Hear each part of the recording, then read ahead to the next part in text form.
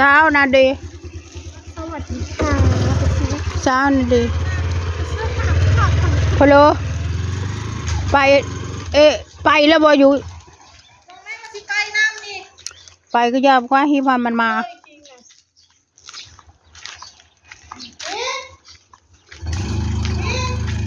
1 2 3 4 5 6 7 8รถมาทูแล้วบ่เด้อ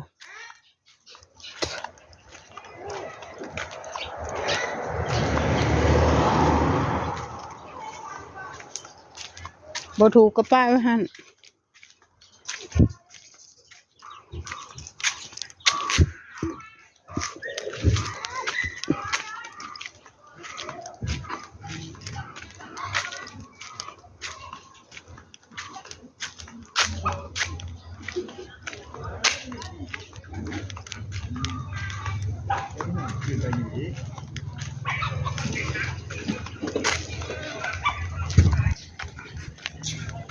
สิเลยกับผงกับข้าวอยู่ใส่คืออยู่ไก่กระโดด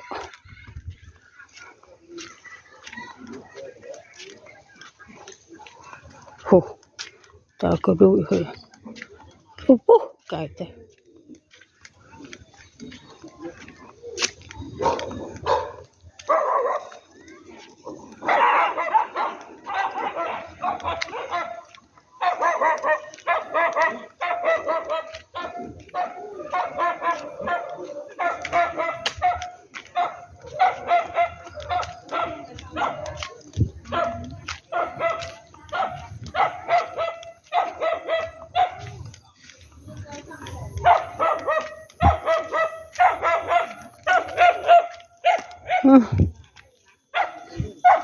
อย่าหลับอย่านอนไม่อิ่มสักที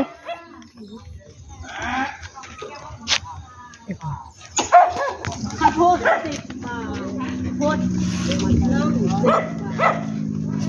กระปู50 บาทกระปู50 บาท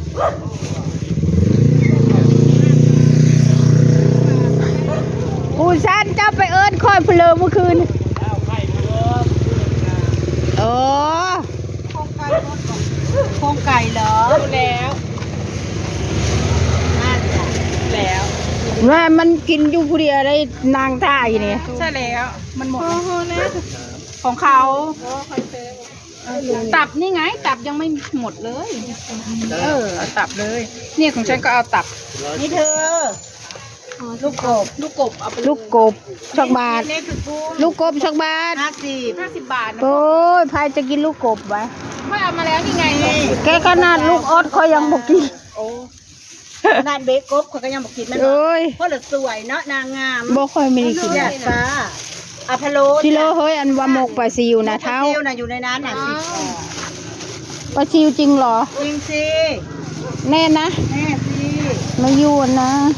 ยั่วสิกินอย่างแต่ละมื้อนี่หมกปลาซิวเขาเอาหมกปลาซิวให้อยู่นี่อันนี้เลยสมกเหรออันนี้กับขนมจ้าเขาจะกินหมกปลาซิวได้มันห่อละค่ะแล้วกินเนี้ย90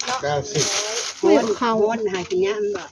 เยอะเขาโอ้บ้านจะเข่าเลยขโมยล่ะผัดไม่แห้งอันนั้นมันกี่บาทผักบุ้งอะไรผักบุ้งมัน10เอาไหมเอามา1นี่ชื่อฮอตผักบุ้งกูนักเลงเว้ยผักบุ้งนากูซื้อตำส้มเป็นยานะนี่ใช่นะจะพูดแล้วแบบยืด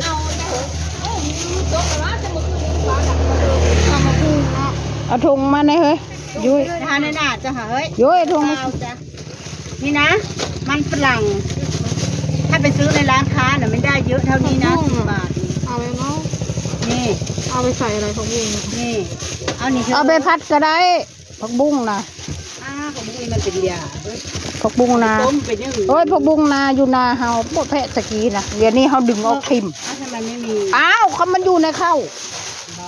คนบ่เอาอยู่ในข้าว เมื่อไว้ในสระ โอ้เขามีสระจะเอาเร็ว เอาไปดำไว้ในสระ เอาไปเลยไม่เป็นไรเอาได้ ก็มี สระ นะจ๊ะ ดอกกระเจียวก็ได้กินแล้วนางอ้อนะไม่มีดอกกระเจียวชื่อกิโล ก็ไม่รู้ล่ะเอามาขายซื้อนี่ล่ะเนื้อวัวแห้งก็มีนะคะพัก อะไรนะ เนื้อวัวแห้ง เนื้อวัวแห้ง 20 บาทนี่เธอดู เพลือนะโอ้ นี่แกงใส่หน่อไม้สด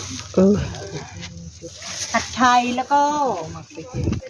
อันนี้ขนมครก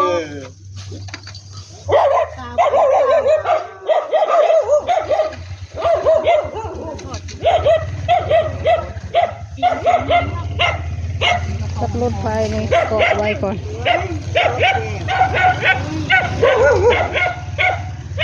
โอ้และเสียงดี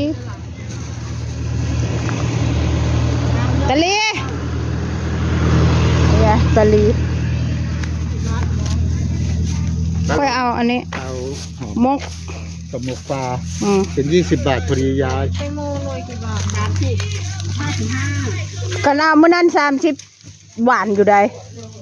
แดงแท้บ่มีฮอดเม็ดเลยยาดีคัก แซ่บก็ กินกับข้าวแช่ตู้เย็น กระปูนี่ใครเอาบ่50นี่ บ่ยากกระปู โอ้ยกระปูนี่แก้ว บ่ยากกระปู ยากเด้มันมันเด้อได้เอาไประเบิดดูบ่โอ้ยแม่คุณครูนี่ว้าวไก่ บักแตงโมลูกใหญ่อันละ50 บาท เด้อมาดิเด้อตัวกินให้ก็บ่ได้มาไข่ฟองเด้อหายเด้อเย็นนะกระบอกกระปูห้องเฮ้ยแล้วห้องกับไม่ใช่ห้องกับย่านนี่ได้มา ได้ทางทำมาหากินว่าแม่มื้อนั้นนะ อุ้ยเป็น 30 นั่นเหรอต้มพะโล้ 50 บาท เป็น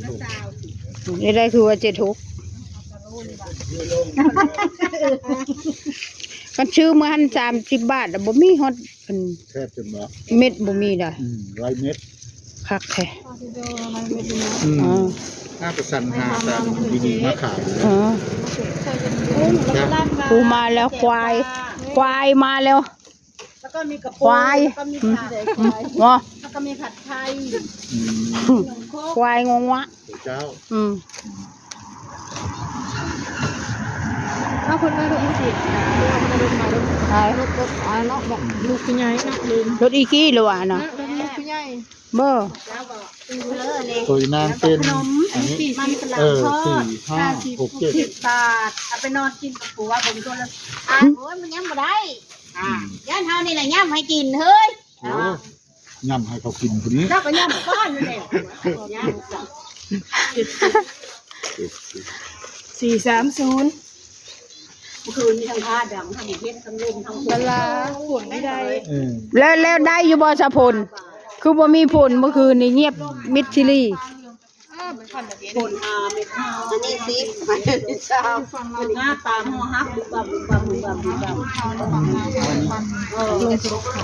อันนี้เช้าเลยร้องไห้เหรอยา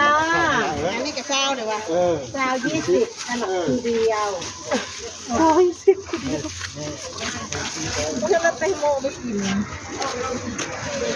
จักรถเด้ออันนี้ ตอนนี้นะหนูซื้ออยู่ตองโง่น่ะ